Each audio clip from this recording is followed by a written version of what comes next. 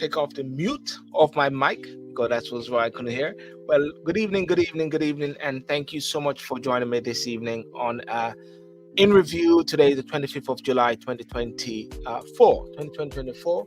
We are moving straight into August, and just want to thank you so much for joining me this evening. Those on Facebook, those on YouTube, those on TikTok, and those on Instagram. And as you can see, the topic is who is Kamala Harris, because that's a big thing which is going on in the world now, Kamala Harris. And also I've got to ask the question again, and I'm going to look at it as to who is Sonya Massey. So very key things with women today. And in the UK as well, there are many developments which are happening in the UK. We are seeing whereby in the Prime Minister's question time, you are seeing is like there's no teeth in the opposition, whereby everything is just really complimentary to the Prime Minister, and every opportunity that the Prime Minister gets, he rubbish and say 14 years of mismanagement and chaos by the Conservative. And the Prime Minister, the opposition leader Rishi Sunak, seem to just be taking it in as well. But at the same time, there's a quest for new leaders. The 24th of July, few persons that put themselves forward, like James Cleverly, John Tugman, I believe Kevin Badenoch may have, and also you got James Cleverly, who have put himself forward for the leadership of the Conservative Party. But without further ado, let me start the show, and I'll bring in my guests.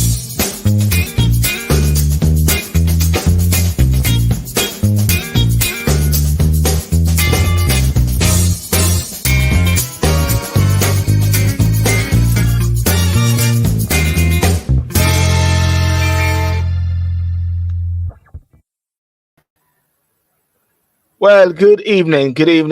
Herbert Mushet. What's up, sir? How's you doing? So how are you? I'm all right. You're cool in the Malibu. It's It's another Thursday.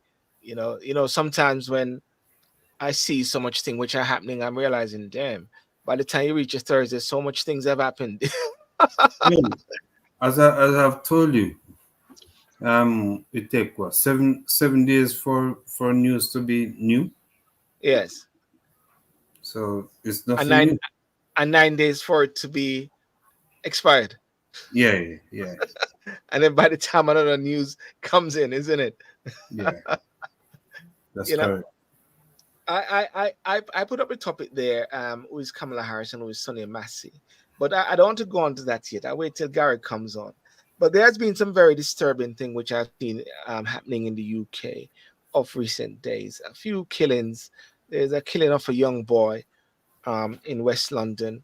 But then there was something gruesome which I saw, which was the police kicking a gentleman on the ground. You know, it's sort of give you, if you look at it without seeing the police, you think it's the United States of America, would it? No, No? I think we are too quick to look over into other people's fences to see what's going on in their backyard. Police right around the world are like a pack of dogs. Yes. And they behave in the same barbaric way. It doesn't matter where they are. They have no civility. Despite the fact that they're asking people to be civilized, they have no civility.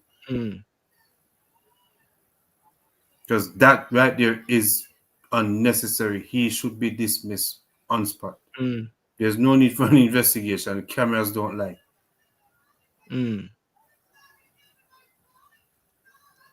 Yeah. And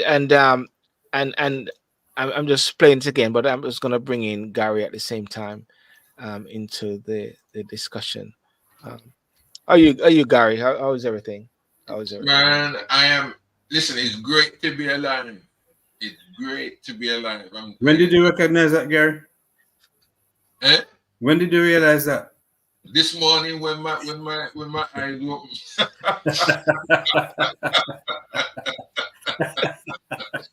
It's great to be alive, and it's even greater to be with Sylbourne and yourself, Herbert. So don't worry about it. It's a privilege. It's a privilege to be with you guys. I look Yeah, forward good to see you. But it's a valid point that you bring up there, Guy, because I was in the park the other day and I was saying it's great to be alive because many people wish they could have seen this particular day, the day that I was on. And I say many people had plans for even next week who are not here, and even True, plans for the next day, true, and they true. are not here, you know. So Yeah. in a way, as you say, when you wake up in the morning, and everybody I'm sure will agree with this, when you wake up in the morning and you open your eyes, you realize that, hang on a second, for the past 5, 6, 7 hours, where were you? True. Yeah. You Yeah. know, Mm. but I'm Gary, you know, I'm looking at this whole issue regarding this this kicking here. The family of the man was kicked Lord, and stamped on by the police officer. no, man. I mean, I came in just at that point when I heard Herbert say what he said about that. But that guy should be dismissed straight away. There's no need. I don't care. To me, all Mm. right. If a guy has a knife or a gun in his hand and you're approaching him, um, okay, you're threatened. You're Mm. threatened. Yeah. Is either you shoot first or he shoot, Mm. or if he has a knife, you try and disarm him. You try and because obviously you're the law. You're a representative of the law. But when the Yes, guy is on the floor like that, and not a threat, not a threat. somebody's knee is in their back, so they can't go anywhere, and he comes along and kicks him in the head like that. You got to be joking, man. The guy, as Herbert says, um, pictures don't lie, Issues don't lie. and that you can't. There's no way. How could anybody, Herbert? How could anybody with the experience probably and the expertise that you have try and argue that the police felt that he needed to do that and get him off that? No, that's inexcusable, man. It's wrong in every levels. It's wrong in every language, and I do not think his bosses can spin this one to say he was on the ground and he was being kicked by the civilian. I'm going to juxtapose this with Sonya Massey in America with the police, but let's talk about this first. Um, But sorry, Gary. Yeah, please, Gary. no, I don't know what I don't know if you said this before or you've included it sometime before. I don't know if you have, but they did say, Herbert, didn't they say that I think there was 2 or 3 female officers. Now, one of them, if not, I don't know if it's 1 or 2, had a broken nose.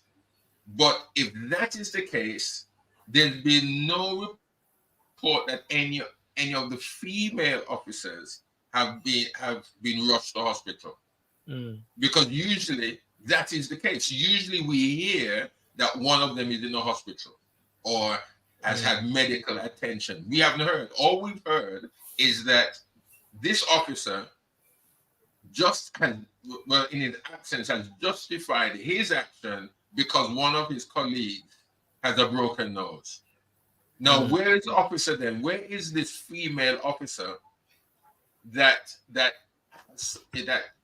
it had supposedly had her nose bashed in for her colleague to come in and kick this guy in the head? Where, Gary, plus if there was brain damage to this guy, if anything, what would they say? Yeah. let me say this. I know they have very strong views, but I really don't care. The police is the largest gang that operates in this country, right? They seek to cover up everything that another officer is doing or has done, Mm. but is asking the public to give information on things that they've seen or heard or know that is going on. Right? Now, this thing in Manchester, Rochdale, or wherever it is, Rochdale, yeah, Manchester. Yeah. it defies every logic of trying to encourage any law-abiding citizen to join the police service. It defies everything. Mm. It goes against the grain of being a police officer. The individuals on the ground. Yeah, what they said is that the officers, the force said the officers' actions came after he and other colleagues were violently attacked about 8:30 on Tuesday. It said it happened after officers tried to arrest someone in the airport too following a flight. A police spokesman said there was a clear risk their weapons could be taken from them, and 3 officers had been taken to hospital. Hello. One with a Listen, broken nose. it 4 men, doesn't 8, matter. 19, yeah. Mm. One in England, one police does not go on patrol. Mm. Right? In England, police officers patrol, yes, with firearms in very rare cases. And the police here, I suppose, is one of the most trained when it comes to diffusing threats using verbal judo, physical defense tactics. Right? It was this government, the English, the Europeans, the Canadians, and the Americans who in the 1990s refused to sell arms to Jamaica because of these actions like these. Mm. So what has gone wrong? This guy's barbaric. Are you trying to say that you're not speaking generally for all the police though? You're not speaking generally for all the police though, are you? No, I'm speaking for police forces around the world. That's how some of the police officers behave. Mm. Right? Yeah. They're the perfect example of kicking a man while he's down. Yes. Mm. Okay?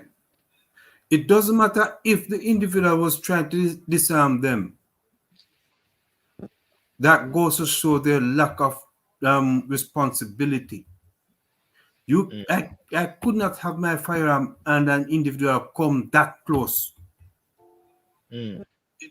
to attempt to take my firearm. Mm. So that's It a failure of shouldn't the police. That's a failure of the police to a certain extent. There, that's what you're saying. Yes. Yeah. Well. A lot of investigation. The police have put themselves over for being investigated.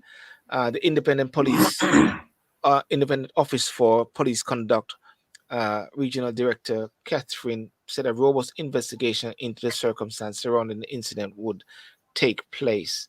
I was listening to a guy earlier, and he was saying that the police force now has been reduced to some sort of service industry or something like that. You know, there's many different factors about the police. What service. does he mean by that? You know, he's saying years ago. What a guy was actually saying is that depending on what took place before, sort of warrant, and he's saying that it is a minor percentage of persons who are bad people, especially in the UK. You know, but at the end of it, the person called him. At the end of it, the reporter or the person who was interviewing the person called him Pinocchio. What's it called? Pinocchio. That is the guy there from, I forget which country, the dictator there. But anyway, that is gruesome. But there are other things also happening in the UK as well, which is very concerning. Before we even go over into America as well, you know, the North Korea the what they call it, not the hackers. The hackers recently. I don't know if anything came out of this hacking thing which took place in the UK. You know, What? Which one? That? Because there's so many. no man, the crowd strike we're talking about it on Saturday. Sylbourne, Okay. Yeah. you don't expect anything to happen so quick. I mean, it was global, Yeah. right? It was unprecedented, but you do not expect an investigation to be completed in 7 days of that Mm, magnitude. yes. Yeah. Gary, what are you saying? What are you saying, Gary? I really believe that this is that was planned. I think that it was planned. Um, it's I would believe what Herbert is saying on that. I mean, other similar things have happened and it's lasted more than that. It's gone on for longer. I think it was planned to see how to tackle, how to stage. I mean, I don't think so. you don't think it was planned? No, I don't think so. I think it was planned. Things I think things happen. Things happen. And just like but just Herbert, yeah. there are things that they can do. I believe tests are always run, and it's run in the background, and it doesn't affect the real world. Things that so I do believe that there are things, and there are scenarios as well as there are failures that happen in the background, so that if it should happen, then at least they know exactly. But I don't think that what happened with CrowdStrike, because if you notice, it just affected Microsoft. Yes. It just affected Microsoft. Yeah, because Microsoft is one of their major clients. Right. Now, right. So I do not think it was planned. It was just something where they're trying to upgrade their operating systems. Well, right? I understand that. Things happen. Yeah. I do not see any kind of malicious or conspiracy in that. I don't see it. Yeah. Well, I'm not saying it's conspiracy. I'm just saying that I think that it's something that they knew or they had planned it to happen. I don't think. No, I don't. I wouldn't venture down that road. Nothing in this world happens on just so. It just don't happen. The pandemic didn't happen just so. This thing was planned many years before. So you say just like the Simpsons, it was a pandemic. I believe that's the word. I Pandemic. believe in everything that happens. Yeah, anything that happens in this world, I know systems can go down. Yeah. Systems go down at work. Systems go down at airlines and in banks and in everything. Anything can happen anywhere. But when it happens on a global scale such as this, and it has knocked out systems and worldwide systems. Yeah. Well, what they say CrowdStrike. CrowdStrike is a cybersecurity technology company known for its endpoint protection solution, which uses artificial intelligence and machine learning to detect, prevent, and respond to security threats in real time. So are we saying that maybe they were being affected by security threat in real time as well? Because they are actually O'Neill, of course, our mate, said last week that it was really something which they're doing, and there's a glitch. Yeah, that's all that happens. Yeah. But Gary, back to your point, the pandemic was caused by or the incompetence of two leaders, mainly. The outcome of the pandemic? The pandemic was elevated by the incompetence of two leaders. And there were? Boris Johnson and Donald Trump. I don't. The incompetence of two leaders who knew nothing about science, who knew nothing about the people that they hired. Well, Trump said it's from China, China. Well, I mean, I don't know about that. Because the whole thing regarding this pandemic of recent days, many people actually were seeing it for the first time. Leaders were actually caught in the grip of the whole thing, and they had to make decisions at the same time. Sylbourne, Yeah. don't forget that it was a couple years before that. It was the Ebola. Yeah. Where President Obama wrote or created a handbook on how to deal with the next pandemic. The Ebola was meant to be a world killer. Don't forget. Right? One American died, and the Republicans wanted to impeach the president for one individual that died. Yes. Now almost 1 million people died in America back then in 2020. And it was business as usual. Well, it's very interesting that one can talk about the pandemic or whatever, the scamdemic now without getting shut down. I remember those days in 2020 when we were talking about these things, people got shut down, But let's leave that and go over on to. I'm moving on to some different topics very quickly. I don't know if anyone watched the Prime Minister's Question Time or saw a glimpse of it. Gary, did you see it at all? The Prime Minister's Question Time?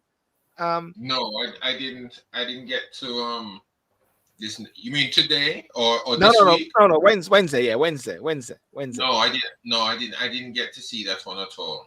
I didn't get to see. Did you get to watch it, Herbert?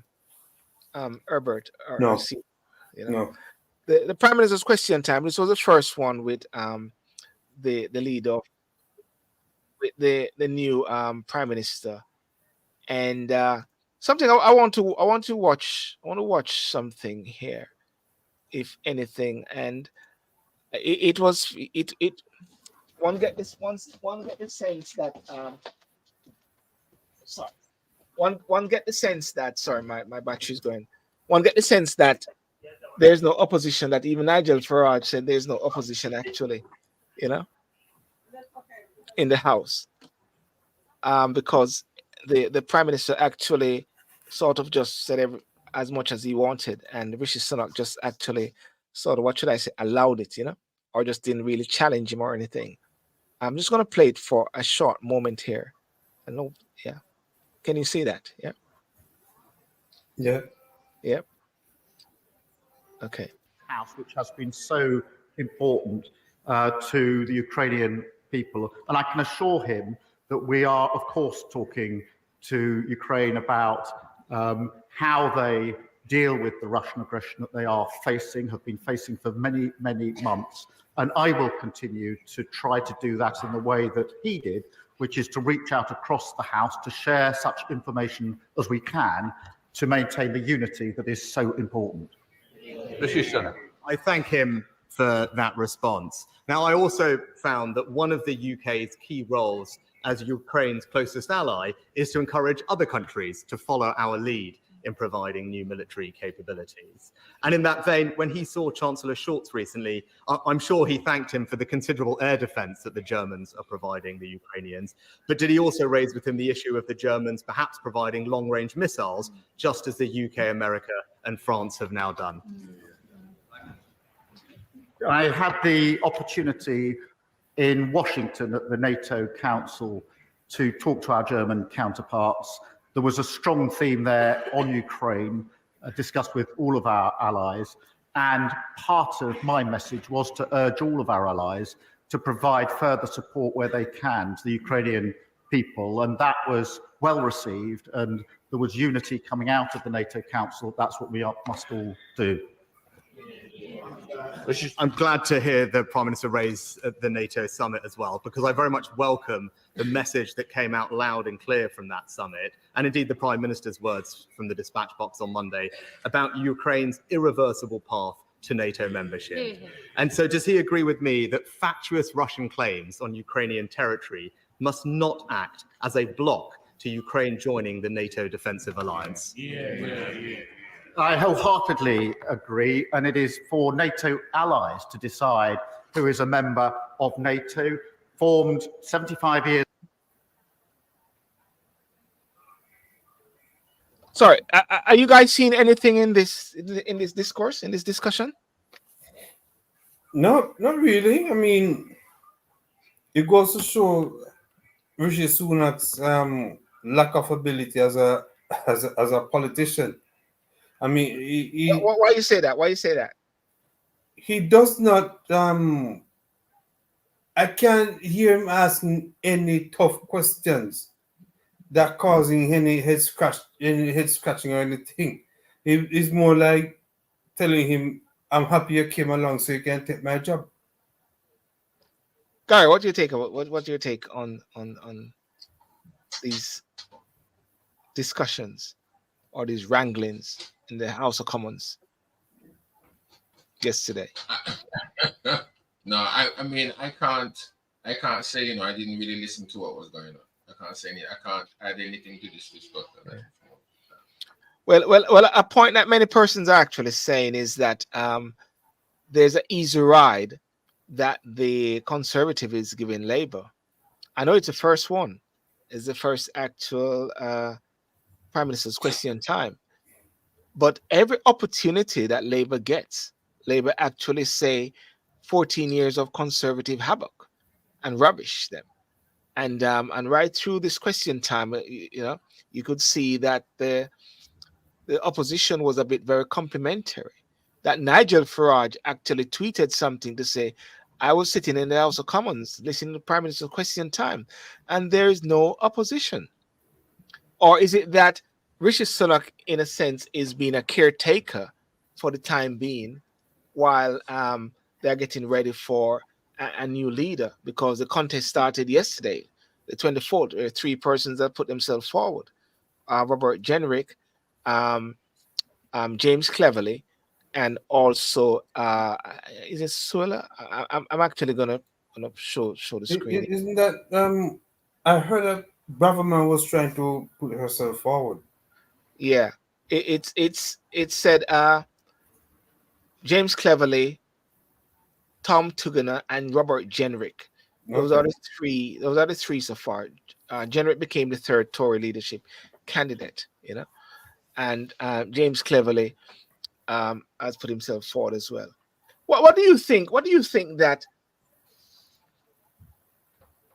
the Conservatives need to do to gain that momentum, gain that trust, and gain that sort of for people to reach out or to be warm to them again? And I go to you, Herbert. Yeah. Well, there's nothing much that they can do because they didn't do anything in 15 years. So it's hard for them now to come up and put up a fight.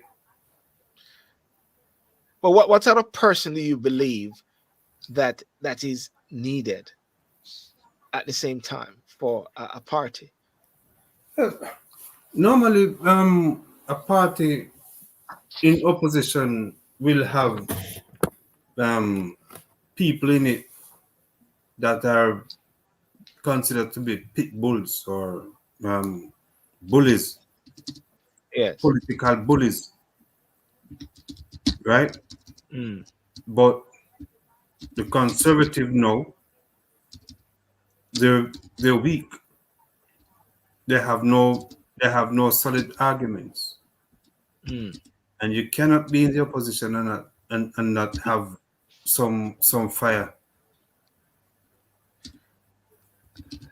Gary, I do not see that in any Conservative politicians right now. Yeah. Gary, what's your take on this? The whole aspect of the leadership. For the what they said is that Rishi Sunak will stay on until November as the acting. Well, he has resigned, so he's going to be the acting leader. Well, he can't. I mean, what can he? The next leader that's going to come in can totally undo everything that Rishi does between now and then. It's only 3 months. Is it 3 months? You know, so 90 days is a long time, you know. Yeah, but what can Rishi do that can be and is guaranteed to be taken forward by the new leader? And as I was hearing, just is that this Conservative Party is not really in any state of or condition to be an effective, really, opposition, is it? So what you're trying to say then, for the time being, while they're sorting out the leadership, all Rishi Sunak can really do is just be a caretaker and just keep warm the benches in the meantime. And just be complimentary. Just be complimentary. Yeah. But is that effective to be complimentary? Why not at the same time? I would say you got 4 years in the wilderness or 5 years in the wilderness or so, or maybe 10 years or so, is to go at it, because two, they have scrapped the Rwanda plan. They are scrapping of different things that the Conservatives believe or what Rishi Sunak they believe. Why take them just lying down? Why not actually speak to the quality or so of these things? Because if you start like that, it's going to be difficult to rise again. You know. On their best day in government, they couldn't provide a solid argument. On their best day. You're saying about the Conservative? Yes, they couldn't provide a solid argument. Hence, the Rwanda bill kept failing. Yes. Because they couldn't provide a justification why you're going to send me to Rwanda. Yes. Yeah. It is very interesting, because there are 3 elections which I'm looking towards, and I did a video on it while I was in the park. I haven't posted it yet. And one which is the leadership election of the Conservative, which is going to be in November. 2, the American election between Donald Trump and someone. We're not sure if it's going to be Kamala yet, because many people are saying actually they don't want to be given somebody who has been appointed or so. Just like a VP Biden came on just after Barack Obama. You know, they don't want someone to be anointed. They wanted to go through with a nomination properly, you know. So therefore, there are figures out there within. Not most people are saying that. Huh? There's not much people that are saying that. Yeah, not much people are saying that. But what people are actually saying is that the democratic process is not being effected properly now, with anointing Kamala to go ahead and to be the front. Republicans that are saying that. No, I'm talking about within the Democratic Party. I mean, most of the heavy-hitting Democrats have endorsed Kamala, right? Yeah, it's only you can't count on one hand and leave space. How many people are saying they should go through the process? Yeah. So what you're trying to say that what you're saying is that a few people want to go through the process, so therefore the process is being abandoned. It's not being abandoned. I mean, I don't understand it. You're flip-flopping right there. No, I'm not flip-flopping. Yeah, you said a few persons want to go through the process. You can count on one hand and leave space. Who want to go through the process? Yes, and those people are just being. So therefore, they're abandoning the process. No, what they're trying to say is, right?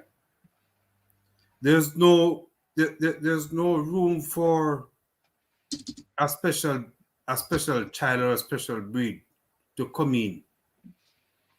If anything is going to be done, let it seem like something is being done, right? Even though it's a foregone conclusion. Having endorsements of the major part of the Democratic Party. That is not like the Republicans when they told Nikki Haley to just give up and make Donald Trump win. Okay? In the interest of a smooth transition, where the president have said, I'm not going to run because He didn't say why he's not running. We all know why he's giving up. He was pushed. Right? And he said, I am endorsing my VP. Yes. And once he said, I'm endorsing my VP, she hasn't accepted it yet because she said, the Democratic, the DNC is there to be held. Mm. Other people have endorsed her. Yeah. But she's campaigning. No, she's going out to state her case. Why she should be. She's not campaigning. But she's I don't understand you. I don't understand you. You're saying that she has not accepted it. No. But she's stating her case. She's going up meeting delegates. Yeah. Right? To let delegates know that I am the person that you should vote for at the DNC. So she has accepted it. No. She has not accepted it. Because no, Sylbourne. Yeah. If she had accepted it, she would have named her VP. Okay. She has not accepted it yet. Gary, what's your take on this? And I was saying there's 3 elections that I'm looking forward to. One, the UK elections, 2 American elections, and 3 Jamaica elections with Mark Golding and Andrew Holness. Gary, what's your take on America there, with what's happening there? With Jamaican Kamala Harris. There she is. But I mean, how can she say she's Jamaican? She's never owned up to be Jamaican. At one point, she says she's Indian. She's not even black. So what is she? No, she says she's Jamaican. She's an American. She was born in Oakland, California. Yeah, her father is from yeah, but she doesn't. He's from Ochi. Yeah, but again, she's not claiming anything about Jamaican heritage. She's saying that she's Indian. And even her and her father, she don't even want to have a good relationship with her father anyway. She just owns him. You see, all of that is all secondary to what is the key thing, which is the policies. What are you don't have any policies? What policies do you have? Well, this is. Huh? I can actually. She's against. She's against the Republicans and their killing reproductive rights. She's against Republicans trying to kill Department of Education. Right? What policy does Donald Trump bring? Well, you see, and this is where it's gonna get very critical. It's gonna get very critical because one has got to find out what the policies are for the Americans, because we're not Americans here. So the Americans, and people are going to start cussing me off soon because they say stay out of America business and stick to English business. Well, they want to stay out of Jamaica business too. Huh? They want us to stay out of Jamaica's business. Stay out of Jamaica business too. But I think the key thing one has got to have to focus on is what are the policies of Donald Trump, or what are the policies of if it is going to be Kamala Harris or the Democrats, because she's actually going to be the voice of the Democrats, and the Democrats in a way would control the runnings, like how they control my guy there. There's somebody in the system who's running it, you know, and there are many areas that one can say that Kamala Harris is for, and a quick survey which I did earlier sets out some of them, which is in fundamental state. You know, our policies reflect a commitment to addressing systematic inequalities, promoting economic recovery, advancing public health, tackling climate change, and she talks about gun control, common sense gun laws, Harris support measures to address gun violence, LGBTQ rights. She's an advocate for the rights of LGBTQ individuals, supporting policies that promote equality and protect against discrimination. She's voting right, protecting your voting rights.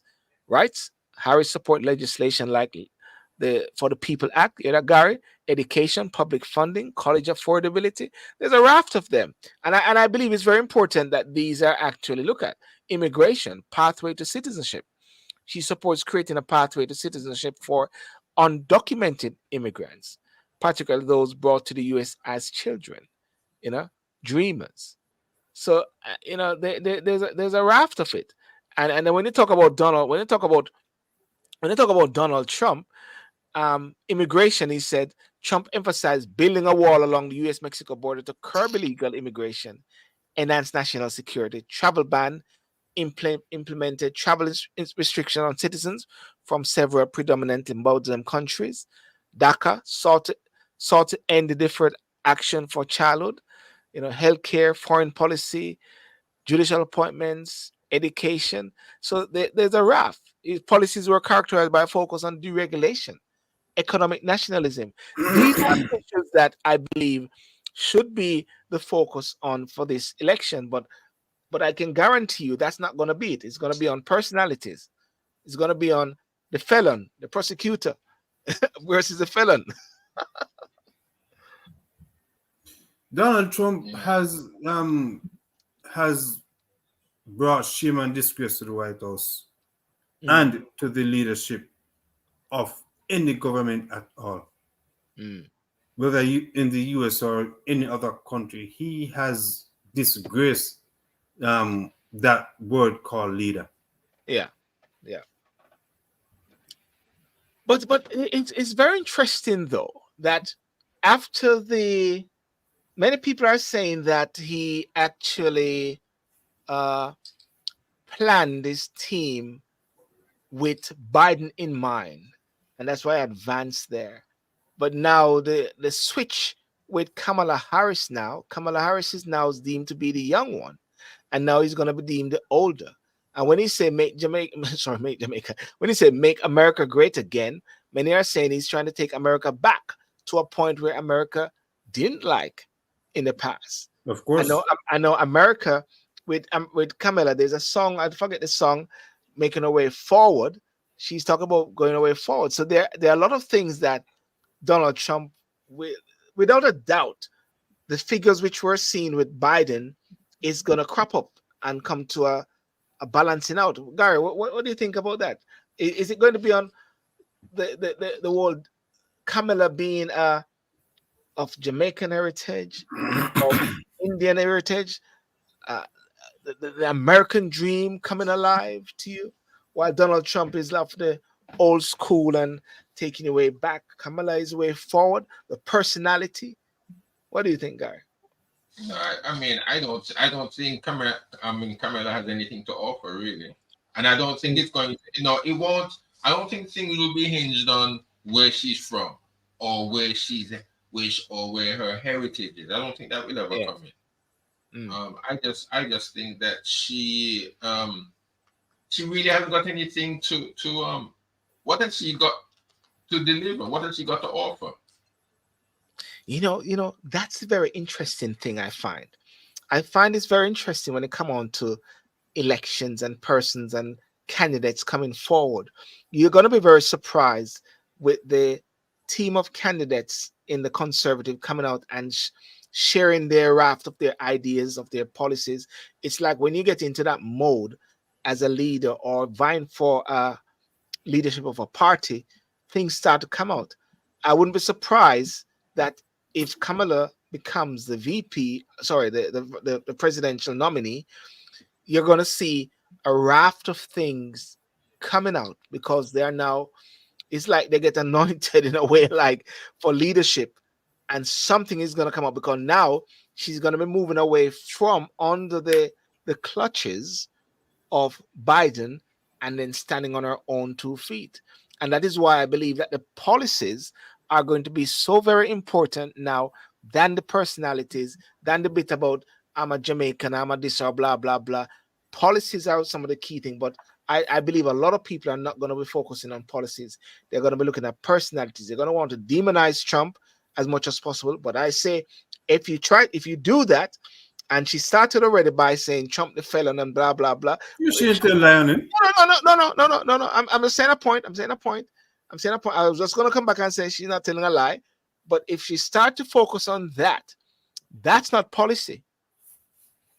And that's going to give a kickback. The best way to deal with Donald Trump is not to attack Donald Trump in a certain way because his base grows. That's what happened in 2016. I think in 2016 Hillary was too laid back. Right? Donald Trump is not used to people coming at him. Yes. Yeah. And what has happened since the weekend or since the start of the week? Yes. He's getting flustered because here's it. This woman, albeit a black woman or a woman of color, is telling him to his face, you can't beat me. I can beat you and I will beat you. Right? Yeah. So come with the best shot. Hence why the Republicans are saying that she got her job because of pity. Right? She's I think she got to rise right? a different way. And I said last week that the Republicans' head is just for cap wearing purposes. There's nothing in it. Okay? Because so you're saying that 81 million people of America who voted for Trump's are dodo heads. Is that what you're trying to say? I'm saying the Republicans in Congress. In Congress, okay. In Congress, their head is just for wearing caps. Because here it is that you were hoping to beat an aged man. That you focus all your attention on that man. Yeah. But there was a VP as well. Don't just put it in one basket. Save some for VP too. So now that the VP has been elevated, you're left out there in the deep blue sea with nothing to hold on to. Yes. Because you did not do your homework to include the vice president. Yeah. I like to hear what people say on Instagram, TikTok, Facebook, and YouTube. Love to hear your views on that. We look to see what takes place in the next few months and to see how the whole process of democracy unfold at this time, and it's going to be a very interesting time. But one of the things that I find, Gary and Herbert, is that when this starts to happen, the media is going to take us down a road. Well, not take me down a road. They're going to take it down a road whereby all the focus is going to be on America. And then in the UK, they always say the government is going to be doing different things because there's a focus there all over there. Jamaica is going to grab onto this time where the focus is going to be on America because Jamaicans are going to start hitting their pan bottom or so like that. Well, they can do they can do so at their own peril. Yeah. Because a lot of Jamaicans no visa gonna give away now. No, a lot of Jamaicans were disappointed at the end of Obama's administration. Yes. Or a lot of black people were disappointed. A lot of Kenyans as well. Because they were hoping that Obama would have stood up and said, all right, this is all, I'm not going to allow you to treat black people like this. Yes. Right? But remember, he's not president for black people America only. He's the president of the United States of America. Yes, he said it very clearly. I'm not president for white America or black America. I'm president for the whole America. And he can only do as much as Congress allows him to do. Yes. Yeah.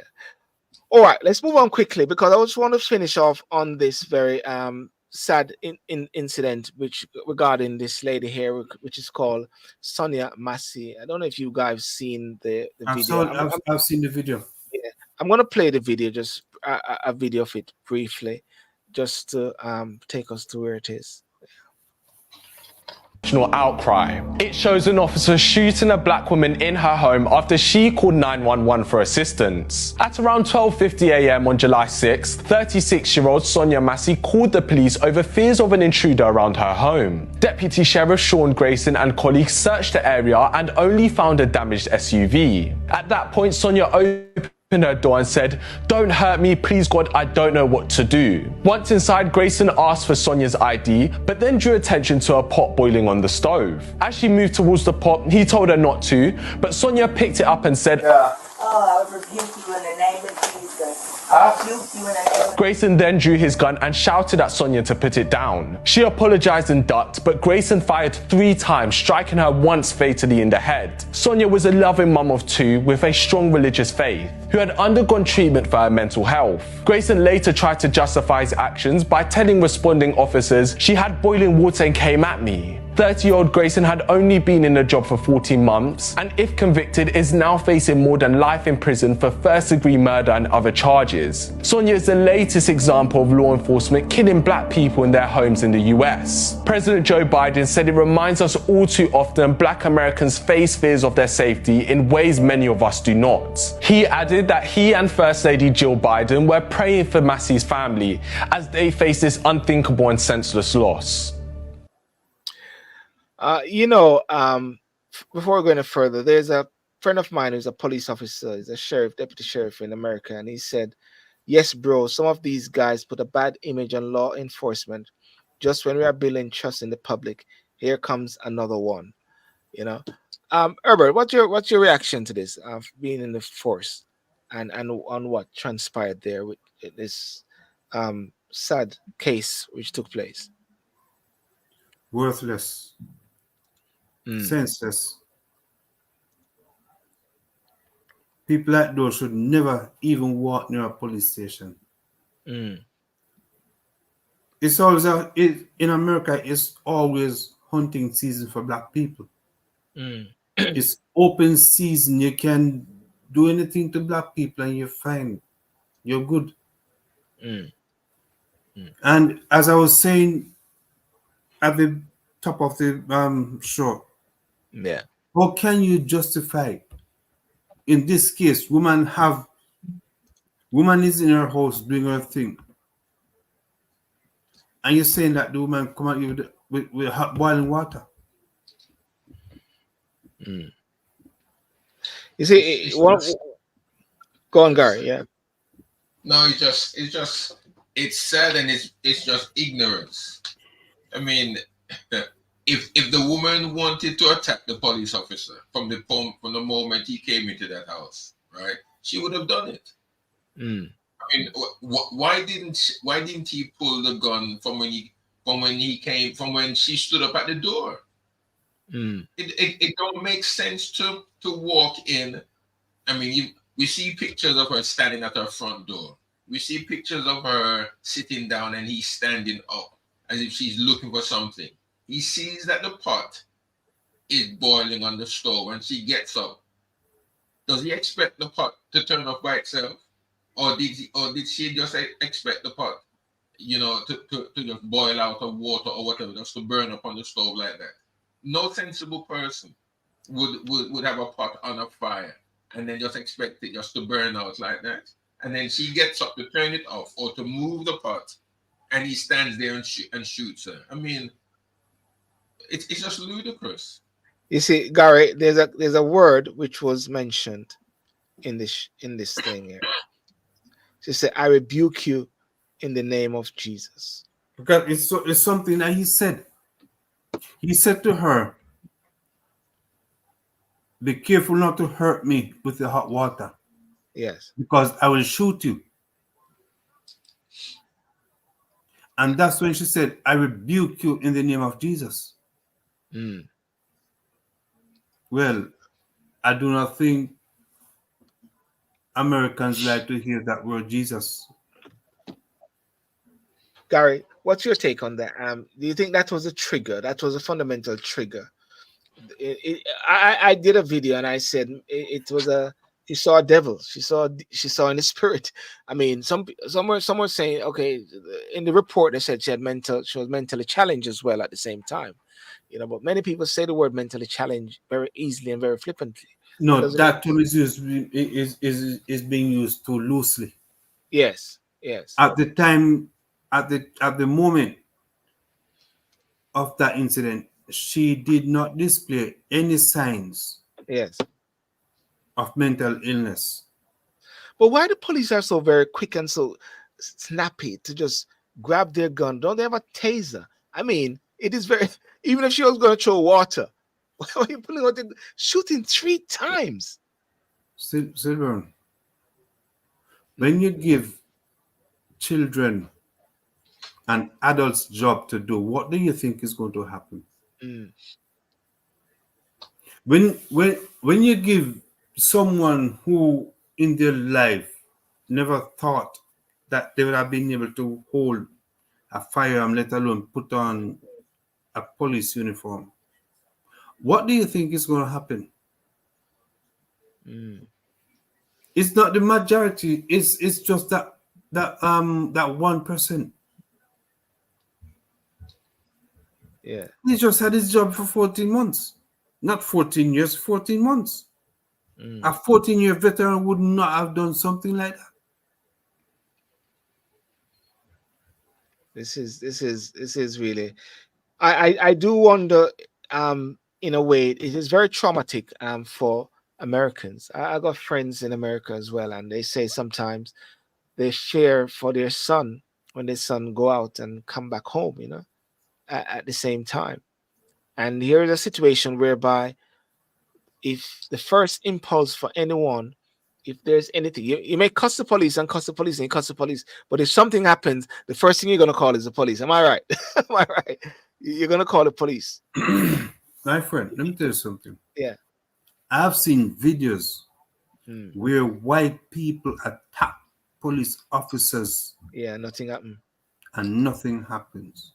Mm.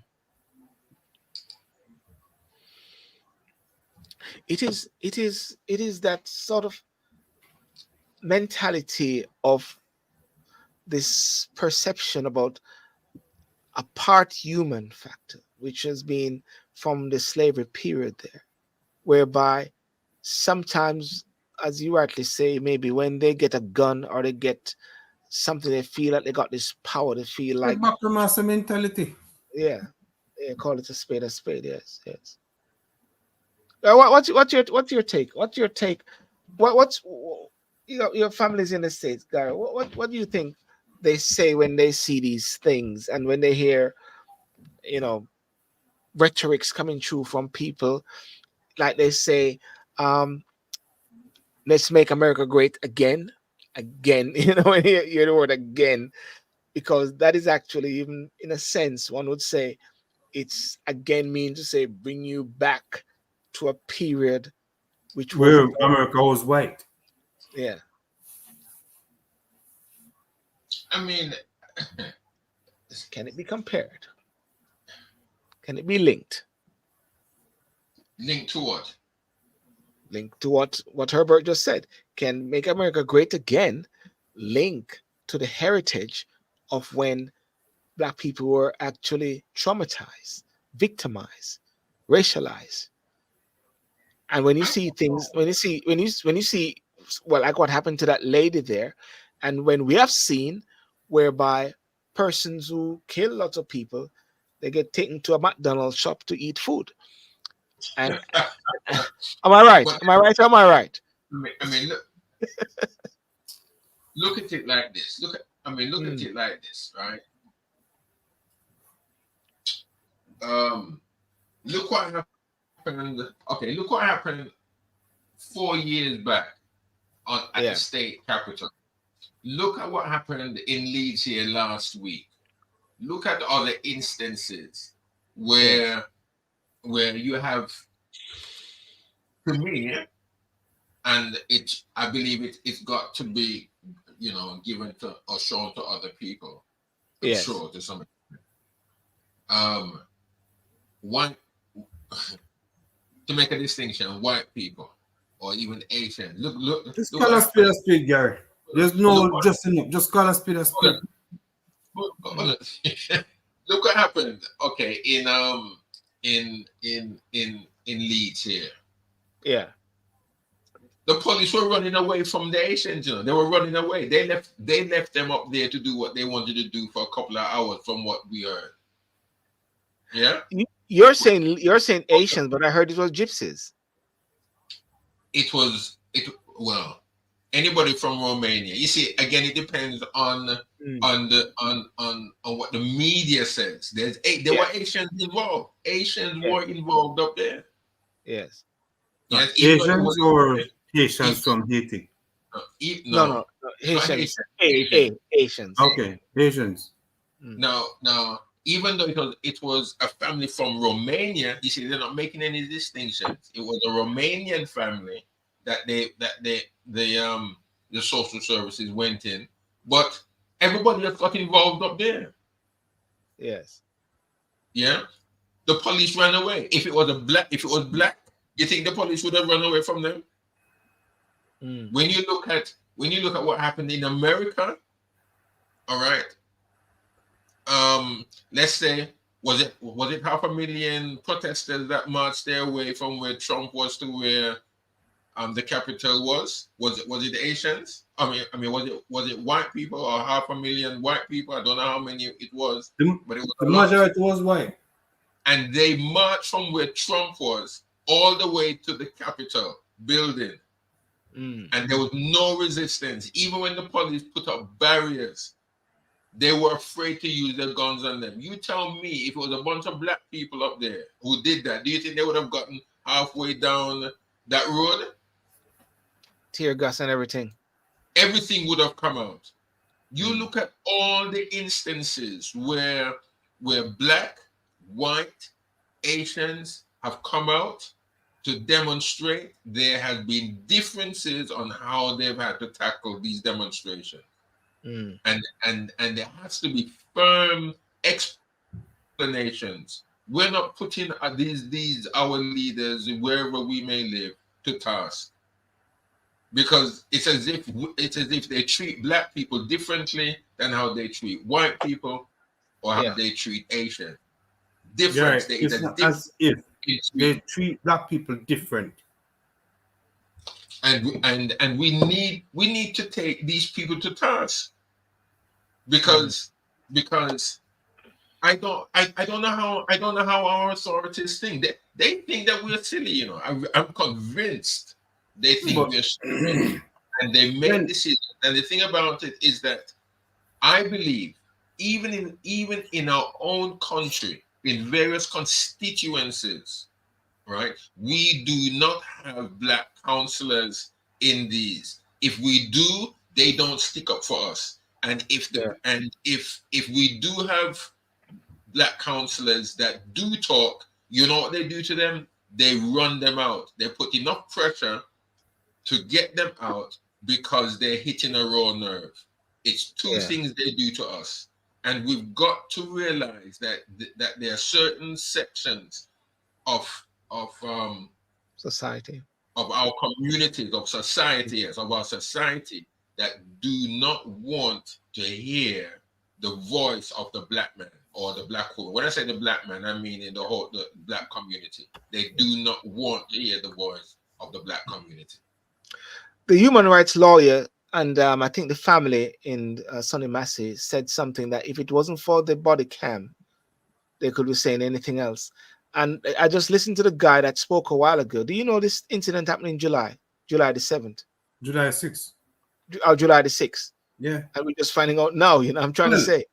Look at George Floyd. Yeah. How George Floyd, Ahmaud Arbery, they were killed days before it was made public. Is that so again? Yeah. Oh yes, but wasn't the girl filming it live? Yes. But hadn't it been for that video? Yes. The world would not have known about George Floyd. Yeah. Ahmaud Arbery, the district attorney, tried to cover it. Yeah, sorry, give me a second. The district attorney tried to cover that to say, leave it alone. Yeah. So all these have something in common.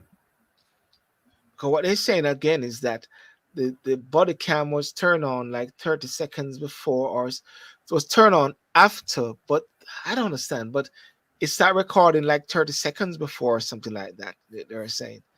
with the whole incident there, and they were even showing when the guy, the partner, said, "Let's go and get first aid," and the He said no. guys, and he said no, you know, and Because this is yeah.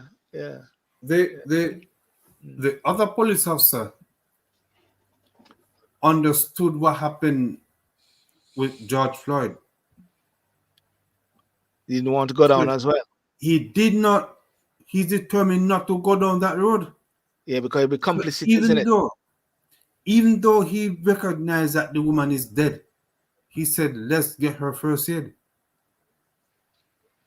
So there's no one. There's no one that will be saying he's complicit.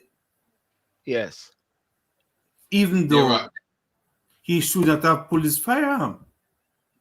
The only reason I pull my firearm is to shoot that police officer. Because I'm protecting life and property. I'm shooting him. I would love to see. I've seen a couple so far where police officers have held on to police officers to restrain them. But I'd love to find out if there have been any cases where a police officer used force against one of his colleagues to stop him from doing something, you know, like hurting someone else. I've never heard of anything, in any incidents of that nature. Yes. Right? But I do not think the first is far off. Because I'm not going down for you. Yes. Well, it's a very sad case. It's a very sad case. And notwithstanding the fact that we're talking about this, because many persons will say, well, every day people are dying. I mean, I was watching something in Middle East the other day, and I saw some children they were really traumatized. I mean, they were really so traumatized. The children running, they had a bomb dropping or whatever. Like they were so, well, the video was showing they were so traumatized. And then you have to ask yourself the question again: why these wars? Well, Donald Trump said something. He made a declaration. He said, "Once I get in, I'll stop this whole thing in Middle East. I'll stop." Because wait, let me finish. And he can go, "I'll stop what's happening in Middle East, and I'll stop what's happening in Ukraine and Russia." He said, under his watch, he'll stop it. What do you say about that? He said it started under his watch. What started on his watch? Ukraine and Russia started under Donald Trump's watch. Okay. Because he tried to blackball Ukraine. Yes. Into investigating Joe Biden. Right? So when Putin said that Trump is licky and nyami the one got all of the above. Yeah. He realized that here is someone that I can manipulate. Yes. Right? When Trump went to went to Israel and did what he did with the embassy, Netanyahu said that it is someone that he can manipulate. So no matter what Trump is saying, no. Yeah. No matter what Trump is saying, no. Yeah. Trump has compromised his position as a world leader. Yeah. Janet Monday, what do you say about that? TikTokers, what do you say about that? America is for sale with Trump in the White House. Well, let's see how things unfold with Kamala Harris as the nominee, if that's the case, and see who's going to be our VP. Donald Trump, have his VP and ready to roll as well. Gary, any last words, sir? I don't know. I'm just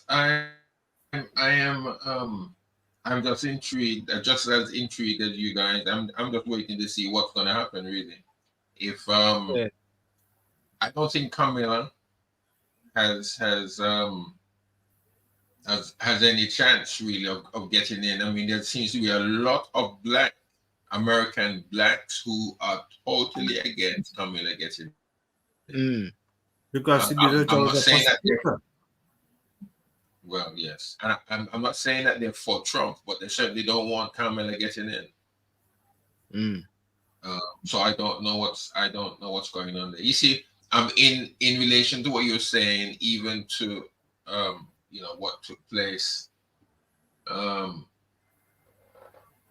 with the shooting of that young lady there. Yeah, There that's are massive. there are black people. Yes, there are black people who are being killed every day. Every day. Well, probably I'm not accurate on that, but black people are being killed very regular in the United States, and we're not hearing about it. We're not hearing about it, even though we're hearing a lot about certain others who are getting killed again because of technology and the use of the mobile phone. However, Yes. that has never stopped. Mm. That has never stopped. It won't stop. And police officers, both here and in the United States, to some extent, they are being given the go ahead to do just that. Even though when it does happen, they're then reprimanded, or some lose their jobs, or their pension pot, or whatever it is that they lose. But they're encouraged to do that, whatever cost. Protect yourself, because you just don't know what's going to happen. Yes, yes, yes. Well, it's a very interesting time, a very interesting day, and in light of what's happening because of the different killings which are happening. There's a young boy that got killed in West London as well by gun, coming from some party. There's a party I haven't much about as to the perpetrator of that. I remember when that young lady name was a part of the Black Lives Matters who was shot. In Peckham. Yeah, Sasha. Her name is Yeah. Sasha. Yeah. It was at an event, and to this day, the guys them that they held first, they released them. There's a hush. There's a sort of hush in that. I don't know if that's what's going to happen with this other chap here. If it's going to be a hush and they don't find a perpetrator as well. But Sasha, she was, I think, I don't know. I think my contacts. I think she's maybe still being treated, and things. Part of her brain is gone. You know what I mean? And so like that. But yeah, it's really unfortunate, and we got to pray for our young people because they are the future as well, as well. And Yeah. and we're getting into the summer now. Yeah, but Sylbourne, Yeah. we can pray all we want, but if they're not doing what they're supposed to be doing to protect themselves, and their parents are not getting involved in their lives, what is the public going to do? Yeah. We're living in serious times, Herbert. Yeah. I think we're Yeah. living in very serious Yeah, we times. live in serious times, so we have to ask serious questions. Yes. Yeah. And it's I don't know if there aren't people within our communities, respectively, that are asking the questions that needs to be asked. It's concerning up and down the country. No, because people want to be politically correct. Well, that is right. That is true. That is very true. When you think of our country, where we live in particular, forget the United States now, but in our country in particular, where we have certain amounts of black communities dotted around the country. Some very large, some are small, some are medium. But we have large black communities, or we have black communities. And I'm quite certain that there are individuals who can speak very eloquent, and they're very powerful in their points. But when they speak, those who hold the handle do not want to hear. They don't want to tackle the issues, and our people are being suppressed And strangled strangling away from saying things. Yeah, modern day slavery is taking place, and they refuse to listen. Yet they will stand on their soapboxes and say, "We are addressing the needs of the community. We are doing this. of the community. We're doing that for the community. But there's a section of the community that is not being listened to. Because whenever anybody that has anything to say, they may not be educated people, they may not be eloquent people, but when they stand, they say something that is touching a wrong nerve with certain individuals in the community. And they're not listening. They don't want to listen. Well, to me, one of the most powerful organizations within the community, apart from the council and the councillors, are the churches. That's one of the most powerful agencies in the country. And the churches, the ministers, they need to be vocal. I believe I need to be more vocal. I'm not going to point fingers and talk about myself, but we need to be very vocal and don't be afraid to say what needs to be said. We just want, I believe, Herbert, that we just want to be noticed by those in power, to have a cushy seat beside them, for them to speak kindly about us, for them to give us medals and a pat on the back and a good and warm handshake. But that's not what we have been placed here to do. And there are other organizations. I'm not talking about churches only. But what I'm saying is that the voice of the people, not just some of the people, but all of the people. We need to have someone, and there are people who can speak, but one is either they refuse to speak, two, when they speak, they're told to sit down, and three, when we speak or when they speak, they want to, as you said, Herbert, to be politically correct. Well, Gary, you Sylbourne, and I know that there are some people who, when us as black people speak, our own black people will say it's not that serious, you're overreacting. Yeah? You're overreacting. Why are you talking to him like that? You have no manners. Right? We also recognize that we live in a society where we're being a majority black neighborhood being policed by a majority white police force. Okay? And as a result of that, the young men are harboring resentment against the police. Not because they're police officers, but because a white police force is limiting my movement. I cannot go to the shop in peace. Okay, all right. Let's be solution oriented. Gary, you mentioned something about the Voice, not the Voice newspaper. You talk about the voice of persons articulating positions, speaking up and saying certain things. Well, there's a medium which is right here, and we got the spoken words right here, but there's also the written words that can be done. If one believes that there are key issues, and we can identify, even through with viewers or so, what are some of the key issues that need to be articulated, then I will front the penning of some key information, Gary and Herbert, and we pen these things and we put them to the powers that be. You know, I think because we can keep saying that the churches, but they're not being proactive. The Voice is not being proactive or so. But here we are, have to move into a solution zone and start to articulate it, move it from the wording of the speaking now and start to write it to whosoever to be, Gary. Can we say that? Can we agree on that in principle?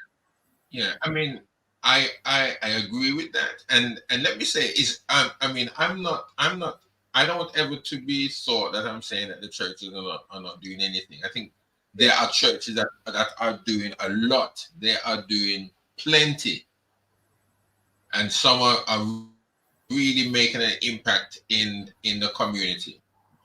And there are some ministers of various Christian faiths and such, evangelical as well as Pentecostal, and they may be a part of large Pentecostal groups, or they may be independent. But what I'm saying here, that even when these churches, these organizations are doing something, the council is not even coming in behind them to help them. The government is not even coming in loud and clear behind them to say, well, this is what we are advocating, and we support the ideas, we support the ideals, and we support the ethos in which these churches are putting forth. I think that's what we need, but we don't get that. What we get, as you mentioned before, when our black boys, our black sons, our daughters, when they're then killed on the street, yes, where are they being churched? Where are they coming? Where are these families turning to? They're turning to the church. And then you have the police, then you have the cameras, you have the newspaper reporters, you've got the television reporters. They're coming to do this, to do that, to some extent, depending on the person who was killed or the gang affiliation. You have police infiltrating the church, coming in plain clothes, wanting to know who is there, or just in case something happened. These things happen. We don't need that. That's not what the church needs to know. The church needs to be encouraged that the good work that they're doing and that is being done is being supported by the government and agencies that are operating in society. Not when it comes down to the burial and the putting away of sons and of daughters. Yeah. That's not when we want to see the police and hear them. And we can't always rely on media and the media outlets, because they will give a false narrative. They always will, they always did, and they always will be. And we rely on these things, and the church is hurting. Ministers are hurting because they're not being supported properly. The black community is not being supported properly at all. Whenever the government wants to do anything, they throw money at the black community, and then what do we then do? We're like junkies, rabid dogs, grabbing it and fighting over it and squabbling. That's what we are. And get vexed with each other because that person get it and we didn't get it. Yeah. No. And then when the government or the agencies see that how we behave, and we haven't changed our behavior. Yeah. Year in and year out. That's how we behave. The money's thrown at us to keep us quiet. And as you said, we squabble, we fight, we have malice, everything happens. And then they come back, take the money away from us. Why? Because we're not putting it to good use. Yeah. Because that's how they expect us to behave. Yeah. All right. Well, thanks for that, Garrett, and that's a mouthful. And we'll, as I said, as we said, we got to pen certain things in and articulate certain things, move it from this level to the next level. As far as I'm concerned, there's a lot of things happening, and the perception is really bad. But at the same time, you said something when you came on the show. You give God thanks. You open your eyes and you could see today. Yeah. And but before we go, what did Sonya Massey meant when she said, "I rebuke you in the name of Jesus"? Well, when you say I ask her, what's that? When the next time you see her, you ask her. I would have to see her to ask her that. You know what "I rebuke you in the name of Jesus" means? It shows that she has a relationship with the Lord, and she really. No, because every criminal in Jamaica have a Bible in their pocket. Does that mean they have a relationship with God? and the point you're gonna say that everybody, when they're gonna crash, "Oh Lord Jesus, help me." Yeah. So it doesn't mean that she had a relationship with the Lord. It's just a black people thing where I rebuke you. Even the worst behaving people on the street. Somebody said what Herbert is saying. How are you gonna ask her? Herbert saying, how are you gonna ask her? Somebody asked somebody asking on TikTok what Herbert is saying. How are you gonna ask her? Well, you're asking me, you're asking Gary what she meant, and I said, when you see her, you ask her. Yeah, but she's dead. How are you gonna ask her? That's right. That means you're asking the wrong question to the wrong people. Like you're like what the guy said. I'm just here to bring you closer to your maker. Yeah, man, get the Lord Jesus moment. Well, anyway, thanks everybody for coming on tonight, and thanks for the lively discussion, and thank Janet Mumby, thank Dee as well. Somebody said kiss me teeth, like seriously, Herbert? That's what the person said. KMT. Yeah, I didn't understand what going. And those on TikTok, thank you so much. Well, we're gonna follow up on these bits and pieces, and as I said, definitely we'll have to find ways of articulating things to the powers that be, or so, or as I always say, to get involved in the process, get involved with the political process. Gary, we should be trying to see if we can stand for office for the Conservative as well. Herbert, you should join the Conservative and try to stand for office. Yeah, why not? Going in as a politician, your morals are gone. Once you're a politician, your morals gone. Morals are gone. But I don't understand that. But what? Come on. Sorry. Let me turn on the music here, because what you're actually trying to say, what you're implying is that people should not really vote and get involved in the political process. No, I'm not saying don't vote. Yeah. But you said the morals. You said the leaders' morals gone. Yeah, morals gone to the dogs, because they tell you what you want to hear. So what's the best way around that, to circumvent that then? When is the last time you've heard a politician apologize to his constituents and say, you know what, I did you wrong? When's the last time? You know, you got a very good point there now. Because seven MPs were the whip was taken away from them, or they were suspended from the Labour Party, parliamentary party, because they voted with the SNP. And when I saw that, I said, well, why did they go in the House in the first place? And who sent them? Who sent them to the House in the first place were their constituents, the people. And if they were actually, I believe, for them to go against the Labour Party position, it's a tragedy to a certain extent for them to be whipped or for them to be suspended. Don't you think, Gary? They've been suspended when you have a majority of 412. It's like Keir Starmer said, I've got to rein in all these guys. You don't listen to your constituents, you listen to me.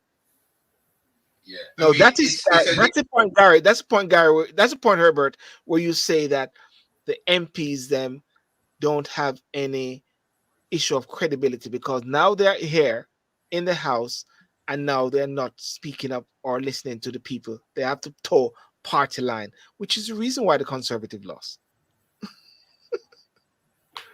You see, that is what it's okay for people to vote Labour and to vote Conservative, to vote Reform, to vote Liberal Democrats, and whatever you want. But when you get it, you can't do and you can't say what you want, because you have to toe the party line. Look at them 7 MPs that had every right. Morally, they have every right not to agree with what the Labour Party is advocating, and I agree with them. I agree with them. But then Sir Keir Starmer thinks differently. He's not representing the country. He's representing himself. That's what he's doing. That's what a lot of the career politicians do. They can't convince me that they're doing things for them for the constituencies. So I guess my question has been answered then. Huh? I guess my question has been answered. Well, it's been answered to some extent, but then I believe that is what I think, and this is what and I've said this to you, Sil, before in our private times of talking. Yes. I don't know if I would want to run to be councillor anymore for any political party, because I believe personally, I am more powerful than the councillors themselves, and they would be afraid because I don't have any party line to fall in line with. Yes. No, because I can truthfully speak what the community does not want. And that is what the political taskmasters do not want in the council chambers. They don't want anybody to oppose their points of view. They want what they want done and finished. That's end of. End of. And I believe that every minister in this country, right?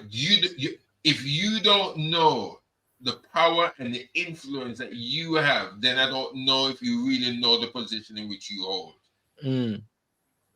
Because as I've said once or twice, and Sylbourne knows, I ran for councillor in Wolverhampton some years back. Yes, I was very much enthused, and I did my door to door and my leafleting, shaking of hands and such. But then when I sat and I didn't win, probably if I won, then I would have thought differently. But then probably I wasn't to win, because when I sat back and then viewed and listened and saw what I'm seeing now, I'm glad probably I didn't win, because I'm more powerful or more influential in my in what I believe more than the councillors themselves. It's only that I can't get into the council chambers to sign up, persuade, finance and budget. Yeah. Well, anyway, it's a very interesting, and that is why I'm saying with these elections which are happening, you're gonna see it's a personality thing versus policies, and we're gonna have to watch that space and keep these guys. And I believe as much as possible, just because maybe the Conservative is not able to hold Starmer as an effective opposition, the people have to do that. The constituents have to do that. And it's very interesting. And it's very interesting to see what. And I'm going to really check out these 7 MPs and check to see if they had consulted with their constituents. Was it their constituents who actually told them what to really vote for? But still, the interesting thing is, and I don't know if Herbert has thought about it also or seen, because it's only today really that 3 names have been put forward to contest for the Conservative leadership, and I don't think any of them are ready. I think to me the most capable person really to take hold of that office and to stabilize with a sure hand of the Conservative Party is Hunt. Is Hunt? Yeah. I think it's Hunt. None of these young guys can do it. No, I'm not saying I'll text you his number so you can call him. Okay. The stock of politicians in 2024 has diminished. The stock of politicians in 2024 globally has diminished. Oh yes, yeah, that's a fact. So that means to say Houston, we got a problem. Pardon? I mean, Houston, we got a problem. Sorry, it's the same. Is it? No. Houston is fine. No, I'm saying is it World, we have a problem. What's that? World, we have a problem. Houston is fine. It is the world that is in trouble. no, Give me a break, man. I would agree with you 100%, Herbert. There's nothing wrong with Houston, is the word. No, Houston is fine. It is the world that is in trouble. The world is in trouble. Because when you have a politician who cannot deliver himself in public, on a public stage. Who is that? You talk about Rishi Sunak. Yeah. And when you got politicians who can't even determine who is a man or woman, they can't even say who is a woman. Right? Because everybody wants to be politically correct. Yeah. Yeah. The world is in trouble. My thing is some comments in this live were filtered to protect the community's experience. I wonder what we just said a while ago. The world is in trouble. See, even social media, TikTok is trying to censor the words that is going through the person. So they say yes, you get a violation. Somebody say yes, you get a violation. Backside. No, I cannot say I'm a politically correct person, and I will never pretend to be politically correct. Yeah. Right? I think as long as you do with respect, you should speak what is on your mind. You shouldn't suppress your thoughts. Yes. I mean, there's no freedom. I mean, there's no such thing anymore as freedom of speech. There's none, because you can't say what's on your mind. Well, you can say what is on your mind in the forest. Like when I walk in the park, I can say what is on my mind to the dogs. You know what I mean? I can say to somebody there, as long as there's no video. You know what I mean? Right. So like you gone to the dogs.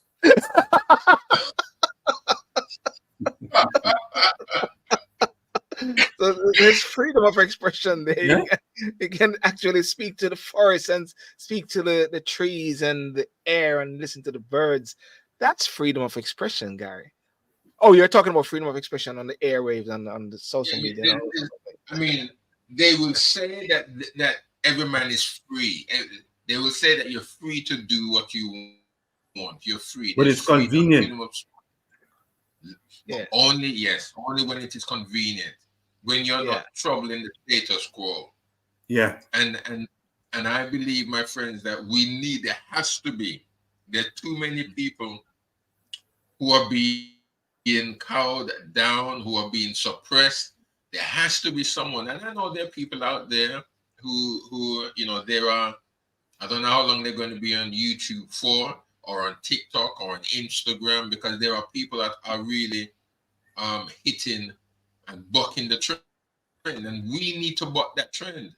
You see, the thing about it, again, what I understand, and I think, you've got influence of people like Russell Brand and such, that they're trying to really get them and Peterson as well. Yes, you've got those. You've got other white people who will say what they want to say and they get away with it. But we don't have enough blacks in the black community really to use these airwaves and to really get out what needs to be said and heard. Because we are stigmatized to the point where if a black man should stand up and speak, he's too aggressive. His tone of voice is too aggressive. Well, the Prime Minister in Jamaica is having a problem with that as well. He want to shut down black people as well. He want to shut down people speaking up. No, because he wants to be the ultimate leader. Oh yes, the ultimate leader. Right? So you can only speak. You can only speak if you align to the green factor. If you're politically aligned, you can speak, but only speak what the Prime Minister wants to. Only say what the Prime Minister wants to hear. Well, guys, we're gonna go. This is not Saturday night, and we almost did 2 hours. Is this the longest you've ever been on a Thursday night? I think so. Yeah, it's almost 2 o'clock. Yeah, almost Well, for Gary, 2 hours. is that the latest you've ever been up on a Thursday night? I think Gary. I think that's a question. That's a real question, isn't it, Herbert? That's a real question. It's the longest Gary I've stayed up on a Thursday night. No man, I'm usually up and doing something every night. I am up and I Gary, I don't know about every night. I say on a Thursday night. Yeah. Thursday night included. Yeah, I'm being specific on a Thursday night. Well, All put it right, this guys. way. No, Yeah. put it this way. I am not on your roof trying to fix your antenna. All right. Well, listen, ladies and gentlemen, I want to thank you so much for joining those on TikTok, Facebook, YouTube, and Instagram as well. Thank you for the discussion. Gary and Herbert, peace out. And we speak to you again on Monday. And Dee's here. Dee's the one who say you're on the dogs. Dee's the one who is saying, Herbert, you have trouble, you know? Gary, we'll talk, yeah? And stuff like that. Yeah. All right. So, ladies and gentlemen, we'll see each other Saturday night on Talk and Sip, and we wish all the best to everyone. Okay, peace out. Come on, And peace. bye bye. Thank you.